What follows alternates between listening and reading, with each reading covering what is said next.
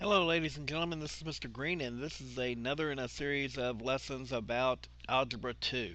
What we're looking at today is starting Unit 7. This is the last unit, so we're going to have several things that we're going to do in this unit. But this is a unit on conics. Conics are just different types of shapes, okay? They're curves more than anything else, and you'll get used to it real quickly. I don't think you'll have any problems with it, okay? Don't forget we still got our study island work that we're doing out there so that you can get that taken care of. Due dates, getting close to the end. Make certain you don't have any zeros in the grade book. Those are the worst things you can have, okay? So we want to make certain those getting taken care of, okay? So before we get started, you need to understand you're going to be responsible for preparing before you come to the classes. Print and work through the study guide as you work through each one of the online lessons. These online lessons are essential. So you don't want to just skip them. I mean, it's really important that you do them.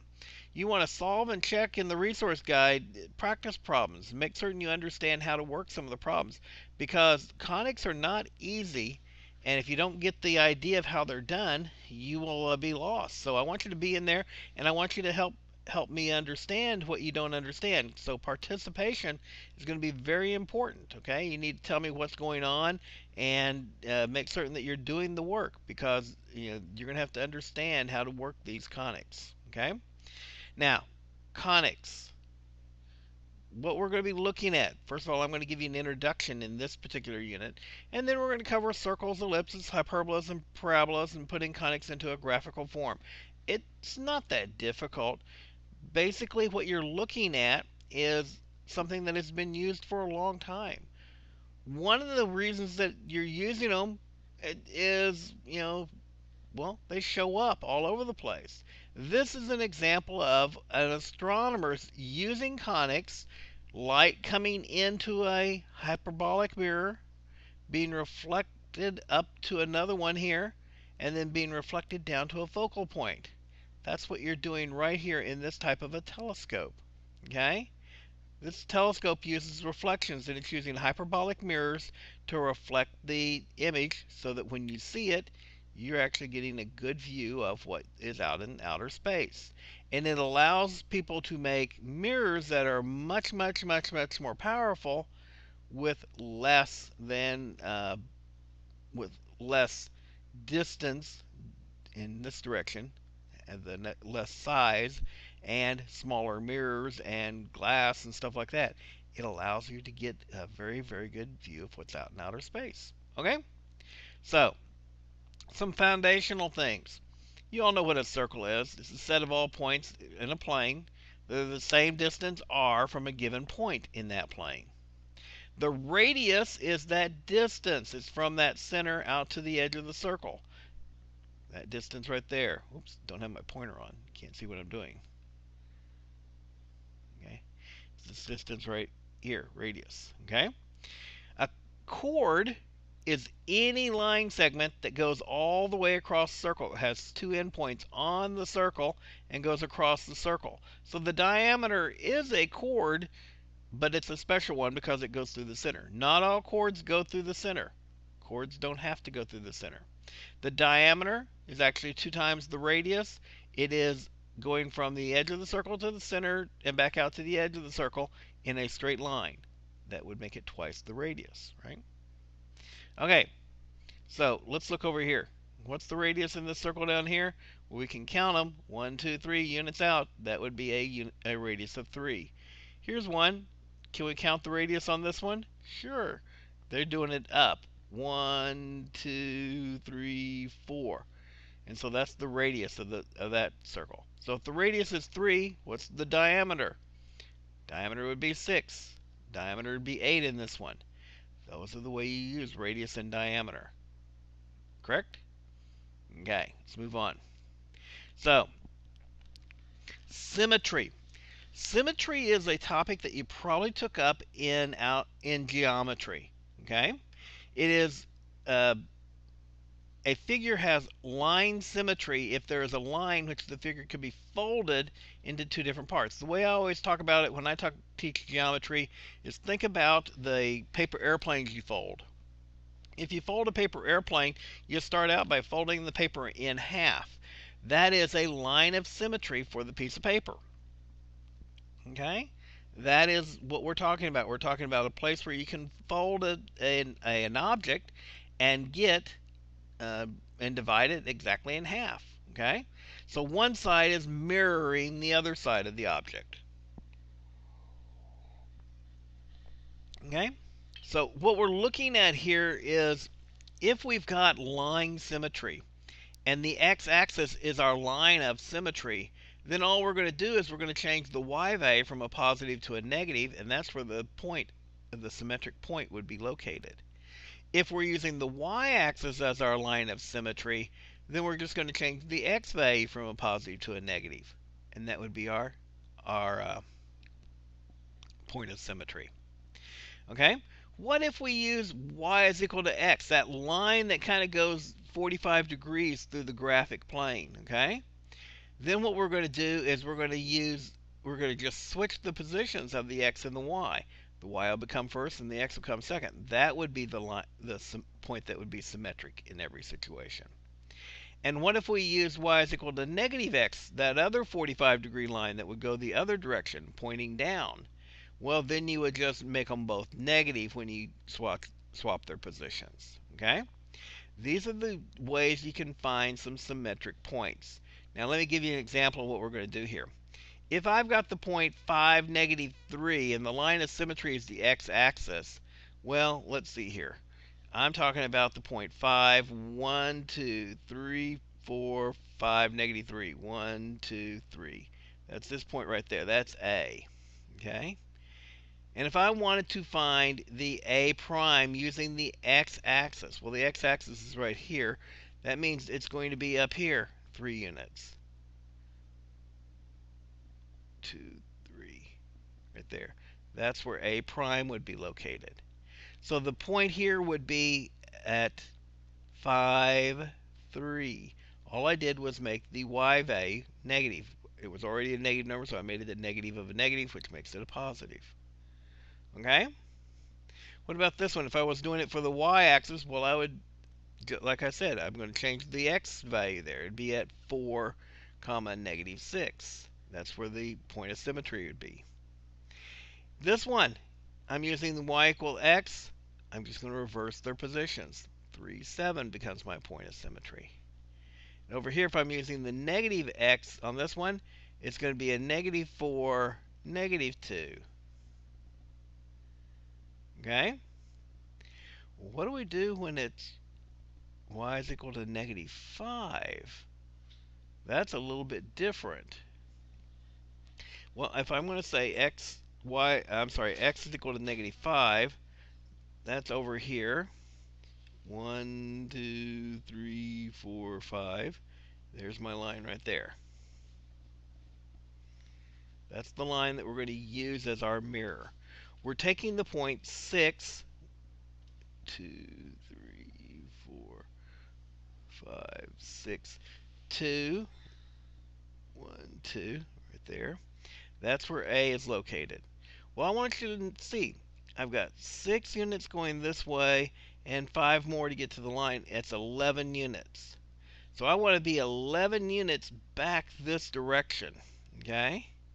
That means my point is going to be negative, let's see here, negative 716, comma 2. How did I get negative 16? 11 from negative 5. I had to go back that direction 11 units. Because I went this direction 11 units to get to the mirror. That's what we're talking about with the line of symmetry. Is where is it going to be? Okay? Let's look at this other one. We got y is equal to negative 3. So I'm going to put my 1, 2, 3. Here's my y is equal to negative 3 line right there. Okay? And the point we're looking at is at negative 2, 1, 2, negative 1, 1. And we're going about that line. So I'm going to count the distance to that line. 1, 2. And I'm going to go down the same amount on the other side of the line. So that's where my point is going to be located. It's going to be at negative 2, comma, negative 5. Do you see how I got those? Okay?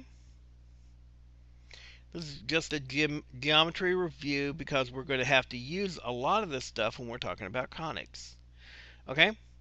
Square root property. I know that this is something that most math teachers harp on in Algebra 1 a little bit, and then you don't hear it again for quite a long time.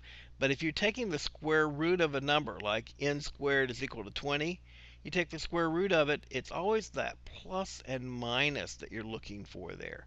Plus or minus 20. Now they're just rationalizing they're rationalizing it here.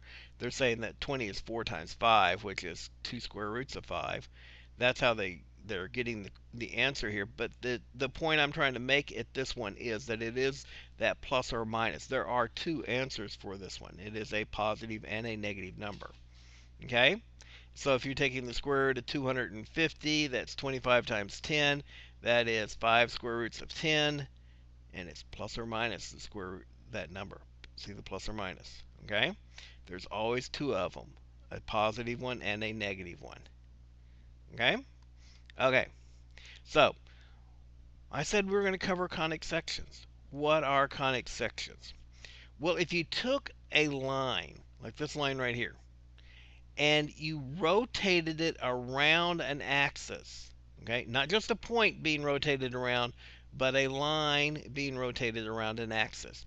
What you would get is these two little cone-type shapes. They're called napes, okay? These two napes would be the shape that would be formed. And if you considered that as a solid object, there's a vertex right here. The vertexes are at the same spot. And this solid object, these two napes would be the shapes that are formed. Well, if we take those napes and we intersect them with another plane parallel to the basis, perpendicular to that axis, okay, it's going to form a circle. If I intersect it with a plane and it's not perpendicular to that axis, okay, and it only hits one nape, it forms a little bit of an ellipse. And if I intercept these napes but only hit one of them, but I'm parallel to that line that I was rotating around, parallel at either anywhere along there, then it's going to form a parabola. And if I intersect both napes with a plane, what I'm going to get is a hyperbola. That's interesting. These are the different shapes that we're going to be talking about: circles, ellipses, parabolas, and hyperbolas. Okay? Because we can come up with equations for them. Now I want you to recognize a couple things. These are the exceptions, okay? They call them degenerate conic sections. Degenerate because, quite honestly, they're the exceptions to the rule. If I intersect perpendicular to the axis here, my axis M that runs through the center here that I was rotating around, if I intersect with a plane right at the vertex, it's a point. It's also a degenerate ellipse or a degenerate circle, either way you want to look at it. If I have a plane that intersects my napes and it's parallel to the line that I'm rotating around, but it's parallel because it is that line or contains that line, it's just a line. It doesn't hit enough of the nape to form any type of a shape other than that line. Now if I have a plane that intersects both napes but goes through the vertex, then all I'm going to get are two straight lines that intersect each other right there at the vertex. Okay? Those are the degenerate cross sections. Okay? Let's try a couple of them here. Let's look at this. The plane is perpendicular to M and above the vertex. So what we've got is we've got these napes and we've got a plane that's going to intersect above the vertex up here somewhere perpendicular to M. So it means it's going to go across here somewhere like that. But since it's perpendicular, it's going to be a circle. Okay? The plane intersects M and M at the same time, at the same point. Well, if they're intersecting at the same point, the only place where M and N are at the same point is at the vertex. This is a degenerate circle or a point. Okay? The plane that intersects my napes contains N in it. That means it contains the line that we were rotating around. Well, all we're going to get in that situation is a line because it's a degenerate parabola, and it's just going to be a line. Okay?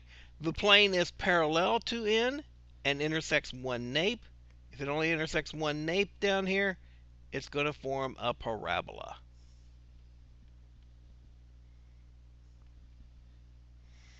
Okay? So if I've got the plane that intersects only one nape and is neither perpendicular to M, it's not perpendicular to the axis, and it's not parallel to N, then what it's going to form is an ellipse. It's going to go around the circle this way. It's going to be an ellipse. Okay? If I've got a plane that intersects both napes, then what we're going to get there is a hyperbola.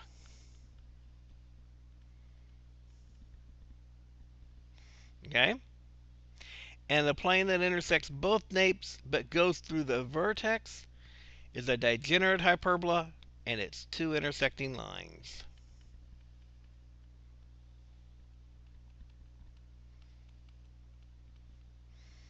That simple. Okay? So let's look at these. These could be some test questions. A plane intersects only one nape. Well, if it's only hitting one nape, it's a circle or a circle, a parabola, or an ellipse of a double point naped cone. Okay, but that it is parallel to the generating line. If it's parallel to the generating line, then it's going to be a parabola. A plane intersects both napes of a double pointed cone. A naped cone, and it does not contain the vertex of the cone. Which cross section is formed? A hyperbola. Those are the ones, that's the way we work those type of problems. Okay? Yeah, just a couple of things here. The distance formula. I'm sure you all have used this before. Okay? Not a problem finding the distance between 2 points. You're going to take the difference in the x values. You're going to say 6 minus 1, that's 5. And you're going to say 2 minus 4, that's negative 2. And when you square the 5, you get 25. And you square the negative 2, you get a 4. You add those together, you get 29. And so your distance is going to be the square root of 29. Everyone remember that? That's not that big of a deal about the distance formula. So let's try a couple of them here just to make certain we know how to do this. So we've got these 2 points. So I'm going to take 7 minus 2, and that's going to be 5 squared. Let's square these. Okay, and I'm going to add to that 1 minus negative 6 squared. 1 minus negative 6 is a 7. Right? So that's going to be 25 plus 49. That's going to be 60, 74. And we've got to remember to take the square root of the whole thing. So it's going to be the square root of 74. And guess what? Without doing any other work, option D has square root of 74. I got that one done. Okay, let's do this one over here. 2 minus 1, I'm sorry, 2 minus a negative 1, that's going to be a 3. And a negative 4 minus 5 is a negative 9. So I'm going to have 3 squared, which is 9, and 9 squared, which is 81.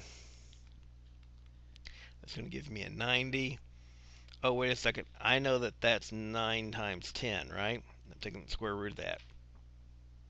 9's a perfect square. And that's the reason I did that, was because 9 is a perfect square. And I would get 3 square roots of 10. And my answer would be this one right here.